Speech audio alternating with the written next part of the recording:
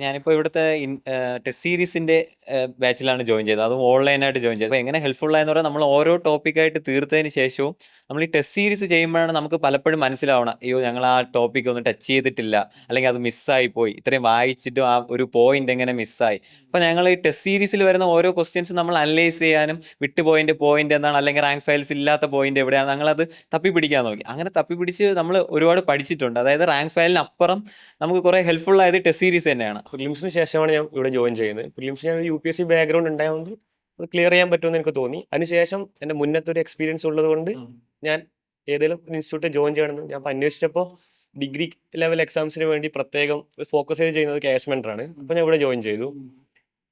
Mains June ബാച്ചിലാണ് join ചെയ്തത്. അപ്പോൾ ഒരു 3 മാസം അടുത്ത് കിട്ടി നമുക്ക് പഠിക്കാൻ വേണ്ടി. അപ്പോൾ ഇവിടെ IPC CRPC ഒക്കെ നല്ല ക്ലാസ് ആയിരുന്നു. എന്നെ ഒട്ടേറെ ഹെൽപ്പ് ചെയ്തിട്ടുണ്ട് ഈ 2 ക്ലാസ്സും. അതുപോലെ governance, Kerala geography, Kerala history, അതൊന്നും UPSC അധികം ഇല്ലാത്തതുകൊണ്ട് ഇവിടുന്ന് പഠിക്കാൻ പറ്റി.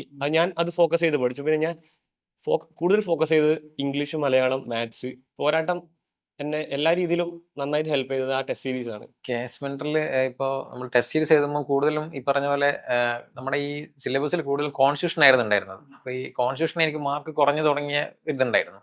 ഞാൻ കൂടുതലും ഫോക്കസ് ചെയ്ത് ലക്ഷ്മികാന്തിൻ്റെ, നമ്മുടെ സിവിൽ സർവീസ് എക്സ്പീരിയൻസ് ലക്ഷ്മികാന്തിൻ്റെ കോൺസ്റ്റിറ്റ്യൂഷൻ ബുക്കാണ്, പൊളിറ്റിയാണ് കൂടുതൽ നോക്കിയത്. അപ്പോൾ ഇവിടെ വരുന്ന ക്വസ്റ്റ്യൻസ് മിക്കവാറും ആ ഒരു സ്റ്റേറ്റ്മെന്റ് ലെവലിൽ ലക്ഷ്മികാന്തിന്റെ ടെക്സ്റ്റിൽ നിന്നുള്ള ഒരു മോഡലാക്കി ആയിരുന്നു. അപ്പോൾ കോൺസ്റ്റിറ്റ്യൂഷൻ ബെയർ ആക്ടും കൂടാതെ ലക്ഷ്മികാന്ത് പിന്നെ ബെയർ ആക്ടും പഠിച്ചു തുടങ്ങിയപ്പോൾ തന്നെ കോൺസ്റ്റിറ്റ്യൂഷൻ നല്ല രീതിയിൽ കയറാൻ തുടങ്ങി. പിന്നെ എക്കണോമിക്സിന്റെ നമ്മുടെ സിവിൽ സർവീസിന്റെ ബുക്ക് തന്നെയാണ് കൂടുതൽ റെഫർ ചെയ്തത്. നിതിൻ സിംഗാനയുടെ എക്കണോമിക്സ് ബുക്കും അതെ അതൊക്കെയാണ് കൂടുതലായിട്ട് റെഫർ ചെയ്ത് പോയി.